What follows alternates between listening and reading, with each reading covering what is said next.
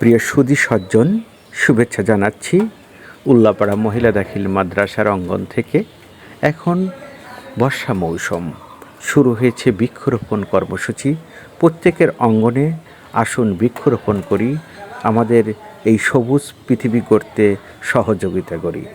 আসুন আজ এই সবুজের অঙ্গন গড়তে কৃষি সম্প্রসারণ অধিদপ্তর দিচ্ছে বিনামূল্যে গাছ।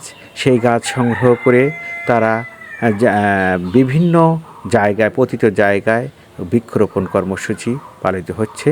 আজ উপস্থিত রয়েছেন উল্লাপাড়া উপজেলার কৃষি সম্প্রসারণ অধিদপ্তরের ব্লক সুপারভাইজার হারুনুর রশিদ।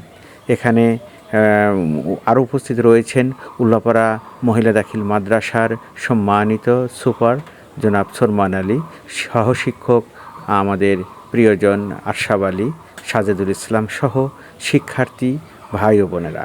তারা আজ বৃক্ষরোপণ করছেন তাদের অঙ্গনে।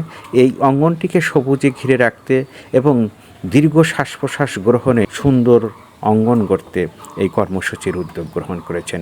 সাধুবাদ জানাই তাদেরকে। তাদের এই অঙ্গন হোক সবুজে ঘেরা এবং তারা সুন্দর জীবনযাপনের প্রণালী গড়ে তুলুক, সবুজে সে যাক তাদের এই অঙ্গনটি। আবারও সকলকে সাধুবাদ, শুভেচ্ছা এবং অভিনন্দন জানিয়ে শেষ করছি। আল্লাহ হাফেজ।